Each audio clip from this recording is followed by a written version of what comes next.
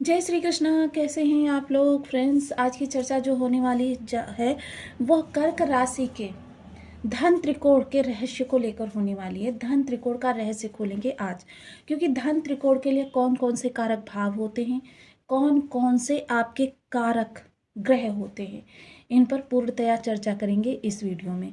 देखिए, भाव बल होना बहुत ज़रूरी होता है आपके पास धन आने के लिए, और यदि इन ग्रहों को समझ लिया जाए, इनके सूत्रों को समझ लिया जाए, तो फिर समझ लीजिए कि आपके लिए स्थितियां बहुत ही उत्तम होने वाली हैं। चीज़ों को अनुकूल करने से आपके कोई नहीं रोक सकता। तो देखिए, इस समय पर जो आपके गोचर में ब्रह्मांड में ग्रहों की जो स्थिति है वह आपके लिए थोड़ी सी अनुकूल होती हुई दिखाई देगी, क्योंकि इस समय पर आपके लिए स्थिति बहुत अच्छी होने जा रही है। इस पर चर्चा करते हैं थोड़ा सा, क्योंकि ये आपके लिए बहुत ही जरूरी है। सबसे पहले देखिए, आपके जो धन त्रिकोण के कारक भाव होते हैं कौन कौन से होते हैं, इन पर पूर्णतया विश्लेषण होगा। तो देखिए, सबसे पहले तो आपसे यही आग्रह रहेगा, यदि आपके लग्न में यानी कि कुंडली के प्रथम भाव में 4 नंबर बना हुआ है तो ये राशिफल आपके लिए। यदि कुंडली में कहीं भी चंद्रमा के साथ 4 नंबर बना हुआ है तो ये राशिफल आपके लिए। कुंडली ना होने की स्थिति में आप इसे नाम राशि से भी देख सकते हैं। यदि अभी तक आपने अपने इस चैनल को सब्सक्राइब नहीं किया है तो प्लीज़ सब्सक्राइब कर लीजिए, वीडियो को लाइक कर दीजिए, चैनल को ज़्यादा से ज़्यादा शेयर करें ताकि अन्य लोग भी इस जानकारी का लाभ उठा सकें। तो देखिए, सबसे पहले जो आपके धन का भाव होता है, सबसे पहले आपका द्वितीय भाव होता है। द्वितीय भाव जिसे धन का भाव कहा जाता है। हालांकि धन के लिए देखिए 2 भाव जाने जाते हैं, आपका लाभ भाव, आपका धन भाव, किंतु ये आपका भाव जो होता है ये दिखाता है कि आपने कर्म से कितना उत्पन्न किया। कर्म से आपने 100% उत्पन्न किया, 50% रह गया, 200% हुआ प्रयास के फलस्वरूप, ये चीज़ें आपका ये भाव दिखाता है। अब सारी ज़रूरतों की पूर्ति के बाद जो आपकी शेविंग होती है वो दिखाता है आपका ये भाव, और शेविंग ही जो होती है वो आपके जीवन का मूल, आपके भविष्य को सुरक्षित करने के लिए निधि जानी जाती है। तो आपके इस भाव के स्वामी जो होते हैं वो होते हैं सूर्यदेव। इसके अतिरिक्त आप देखिए, क्योंकि यहाँ पर हम अर्थ त्रिकोण की बात कर रहे हैं, तो अर्थ त्रिकोण अब यहाँ से 1 2 3 4 5, अब 5वें नंबर पर जो राशि आती है वो गुरुदेव की राशि आती है।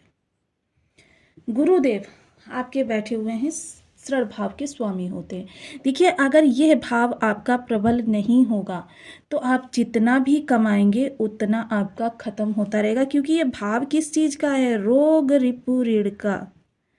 रोग रिप ऋण, आपका कर्जे में चला जाएगा धन, कर्जे पर आपके ब्याज दर ब्याज भरते रहिए, मूलधन बना रहेगा।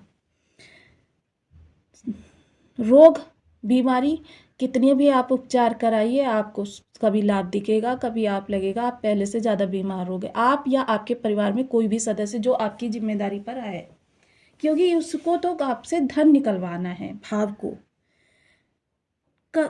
रिप, देखिए, अगर आपकी किसी के साथ झगड़े होते हैं, देखिए कोई समस्या होती है तो झगड़े होना स्वाभाविक है, ये एक मानव प्रवृत्ति है, किंतु समस्या समाप्त होने के बाद आपके रिलेशन फिर से मधुर हो जाते हैं। आपकी समस्याएं समाप्त होने के बाद में तो फिर आपका ये भाव आपके लिए अच्छा प्रभाव दे रहा है, किंतु अगर ये भाव अच्छा प्रभाव नहीं दे रहा है तो आपकी शत्रुता बनी रहेंगी और उनमें वृद्धि होती रहेगी। कभी कभी तो ये कोर्ट कचहरी तक पहुँच जाती हैं। अब चलते हैं यहाँ से 5 भाव आगे, 1 2 3 4 5। यहाँ पर जो स्वामी है वो मंगल देव हैं। कर्म स्थान पर आपका मन नहीं लगता, अधिकारी वर्ग आपकी बहुत उपेक्षा करता है, सहयोगी वर्ग आपका सम्मान नहीं करते, आपके कार्य का क्रेडिट स्वयं ले जाते हैं, आपको बात बात पर ताने दिए जाते, तो आपका ये भाव कमजोर है। क्या होता है जब ये भाव आपका कमज़ोर होता है तो कुछ ऐसा माहौल बन जाता है कि आपको बार बार जॉब छोड़ने के लिए बाध्य होना पड़ता है, बार बार नई जॉब पकड़ते हैं, वहाँ पर कुछ समय काम करते हैं, फिर उसके बाद वही स्थिति हो जाती है, फिर वहाँ से जॉब छोड़ते हैं, फिर तीसरी जगह जाते, मतलब ये आपका चलता रहता है। जॉब में एक स्टेबिलिटी नहीं रह पाती। कभी कभी तो लोग इतने ज़्यादा मजबूर हो जाते हैं कि जो जॉब जिस कर रहे हैं उससे कमतर जॉब को करने के लिए खुशी खुशी मान जाते हैं, क्योंकि उन्हें बस वहाँ से पीछा छुड़ाना होता है, क्योंकि ना तो यहाँ पर अधिकारी आपके अनुकूल है ना ही सहयोगी अनुकूल है। और जो चापलूस लोग होते हैं, आपने देखा होगा अधिकारी वर्ग के कुछ चापलूस लोग होते हैं, वो भी आपसे द्वेष भाव रखते हैं। अब मंगल देव, देखिए ब्रह्मांड में जो इन ग्रहों के बैठने की जगह है, इस समय पर सूर्य देव बैठे हुए हैं गुरु की राशि में और मंगल देव बैठे हुए हैं आपकी लग्नगत। हालांकि ये नीच के हैं किंतु इनका नीच भंग हो रहा है और ये आपको उच्च के प्रभाव दे रहे हैं। और गुरुदेव बैठे हुए हैं शुक्र की राशि में। शुक्र की राशि में बैठे हुए गुरुदेव आपके लिए सम प्रभाव लेकर आते हैं। अब देखिए, सूर्य का गुरु के साथ लाभ संबंध बना, गुरु का मंगल के साथ लाभ संबंध बना, वहीं सूर्य और मंगल का नवम पंचम योग बना। ये आने वाला समय आपके लिए बहुत ही अच्छा प्रभाव लेकर आने वाला है। अब देखिए, अगर चर्चा करें तो आप किस तरीके से जानेंगे कि आपका कौन सा भाव ज़्यादा कमज़ोर है जिसकी वजह से आपके पास धन संचयन नहीं हो पा रहा। तो देखिए, धन संचयन के लिए सबसे पहले तो यहाँ पर, क्योंकि यहाँ के स्वामी सूर्यदेव हैं, आपकी वाणी बेहद प्रभावशाली है। आपकी जिससे भी बात करते हैं, बेशक कभी कभी गलती से कुछ गलत शब्द भी निकल जाए, फिर भी सामने वाला आपसे प्रभावित ही रहता है वाणी से आपकी। तो ये भाव आपको अच्छा प्रभाव दे रहा है, क्योंकि जिनकी वाणी का ये भाव मजबूत होता है, अगर वो कुछ गलत बोल भी दें तो सामने वाला क्या होता है कि उस चीज़ को माइंड नहीं करता। किंतु अगर ये भाव कमज़ोर होगा तो सामने वाला आपकी अच्छी बात को भी बुरा करके प्रेजेंट करेगा और उसको अपने मन में रख लेगा और आपसे शत्रुता पाल लेगा।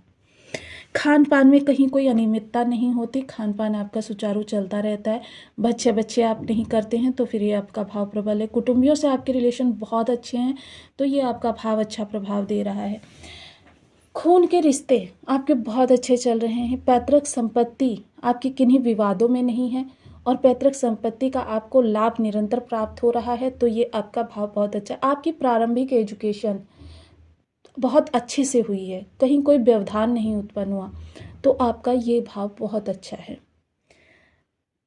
आपकी शेविंग बेशक थोड़ी सी मात्रा में ही सही, लेकिन रेगुलरिटी से होती रहती है, तो आपका ये भाव बहुत अच्छा है। आप यहाँ पर आ जाते हैं। अगर आपकी शत्रुता ज़्यादा समय तक नहीं चलती तो ये आपका भाव अच्छा है। कोई बीमारी आती है, बीमारी का आप इलाज करवाते हैं तुरंत। देखिए, यह केवल आपकी बीमारी की चर्चा नहीं हो रही, आपकी जिम्मेदारी पर परिवार में जितने भी सदस्य हैं उनकी चर्चा हो रही है, क्योंकि व्यय तो आपको ही करना है। आपकी कभी कर्जे की स्थिति नहीं आती है कि देखिए, कर्ज लेना भी दो प्रकार का होता है। एक कर्ज वो होता है जो आप अपनी ज़रूरतों के लिए लेते हैं, दैनिक ज़रूरतों के लिए, और एक कर्ज जो होता है वो आप कार्य कारोबार के लिए लेते हैं। तो अगर आप ज़रूरतों के लिए अपने कर्ज नहीं लेते हैं तो आपका ये भाव प्रबल है। किसी कंपटीशन में बैठते हैं या किसी के साथ प्रतियोगिता चल रही है तो उस कंपटीशन में आप अपनी मेहनत के अनुरूप रिजल्ट लेकर आते हैं, तो ये आपका भाव अच्छा प्रभाव दे रहा है।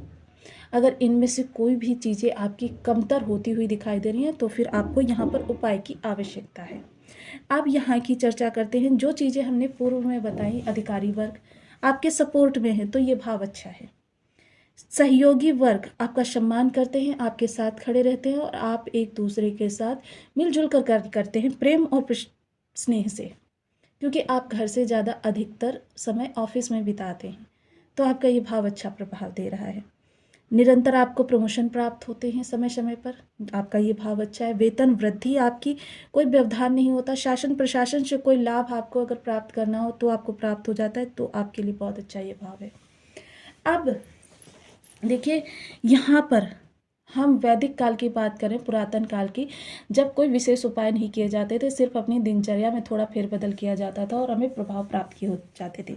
सबसे पहले तो आप प्रातः उठकर सूर्य को अर्घ देना प्रारंभ करें। नित्य प्रातः स्नान करें, स्नान के तुरंत बाद आप सूर्य को अर्घ प्रदान करें। ये आपके लिए बहुत अच्छा। देखिए, थोड़ा सा समय लगेगा क्योंकि ये जो उपाय किए जाते हैं ये थोड़ा सा समय लेते हैं, लेकिन ग्रहों को बिल्कुल आपके अनुकूल कर देते हैं। गुरु की चर्चा करें तो आप सात्विक रहें, धार्मिक रहें और अपने नियमों का पालन करें। देखिए, सात्विक धार्मिक और धार्मिक रहने का मतलब ये है कि आप ईश्वर में आस्था रखें, समय समय पर पूजन अर्चन करें। कर्म भाव के लिए, क्योंकि यहाँ के स्वामी हैं मंगल देव, खून के रिश्तों के साथ रिलेशन बहुत मधुर बनाकर रखें।